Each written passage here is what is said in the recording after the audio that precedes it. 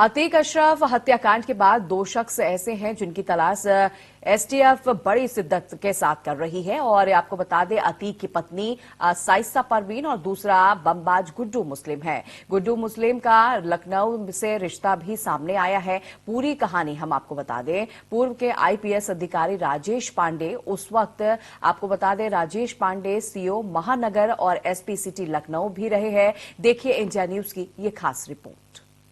अतीक अहमद और अशरफ की हत्या हो चुकी है, लेकिन गुड्डू मुस्लिम अभी तक फरार है। उमेश पाल हत्याकांड में जिस तरह उसने बम बरसाया है, उसके बाद से उसकी क्राइम हिस्ट्री को लेकर चर्चा होने लगी है। हमारे साथ राजेश पांडे जी हैं, जो उस वक्त यहाँ पर लखनऊ में सीईओ थे महानगर के, उसके बाद प्रमोट होकर आईपीएस। उन्होंने लंबा समय उन्होंने देखा इन लोगों को क्राइम की दुनिया में कैसे नाम कमाया। गुड्डू मुस्लिम की चर्चा हो रही है। राजेश जी, कैसे आप उस समय सीईओ थे, आपके सामने उसकी दुनिया शुरू हुई क्राइम की? बिल्कुल दुनिया शुरू हुई उस समय वो यूनिवर्सिटी कैंपस में जो छात्र गुटों की राजनीति थी, आपस का झगड़ा था, उसमें पार्टिसिपेट करता था। ताज्जुब की बात यह है कि वो 95-97 में भी बम का मास्टर था। और आपने अभी उमेश पाल की हत्या में देख लिया उसने कितने कॉन्फिडेंस से वो बम फेंक रहा था। बहुत कम उम्र थी।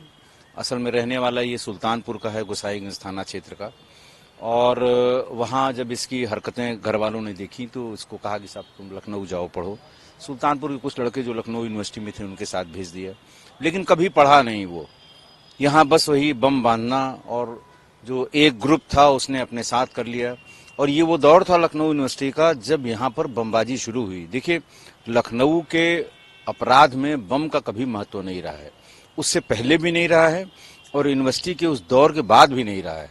यहाँ पर बम चलाना या बम से अपराध करना या बम से हत्या करना, इसका चलन नहीं रहा है कभी। ये प्रयागराज तक ही सीमित रहा है।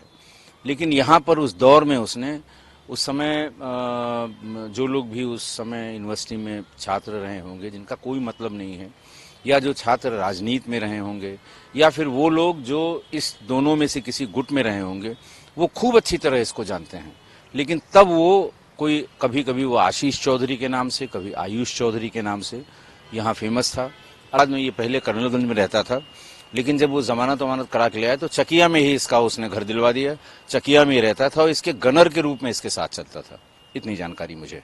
एक और बहुत अहम बात है सर कि इस वक्त वो पकड़ा नहीं गया है, इतना लंबा समय हो गया है। क्या लगता है आपको कि इतना एक्सपर्ट है वो कि अपने आप को छुपा ले जाएगा कहीं पर? कुछ वीडियो फुटेजेस आए हैं, वो अतीक अहमद के बहनोई के घर पे गया था, उनसे गले मिला, उसके बाद से उसकी कोई जानकारी नहीं मिल रही है। देखिए, मैंने बताया ना कि तब से वो लगातार भाग ही रहा है। दूसरे, वो अपने आप में बहुत ही शातिर है, दिमागदार है। जिन जिन के साथ काम किया है किसी से संबंध खराब नहीं किए हैं। लखनऊ में उसके बहुत ढेर सारे अड्डे थे उस जमाने में। हालांकि जब वो 2000 के बाद हमारे ख्याल से इधर शायद ही कभी किसी के साथ आया हो, तो वो उसने नए कॉन्टैक्ट जो वहाँ प्रयागराज में बनाए हैं, संभवतः उन्हीं कॉन्टैक्ट्स की वजह से या अतीक के गैंग के कॉन्टैक्ट की वजह से वो अभी तक पकड़ा नहीं गया। लेकिन हमें पूरा यकीन है, विश्वास है कि वो पकड़ा जाएगा।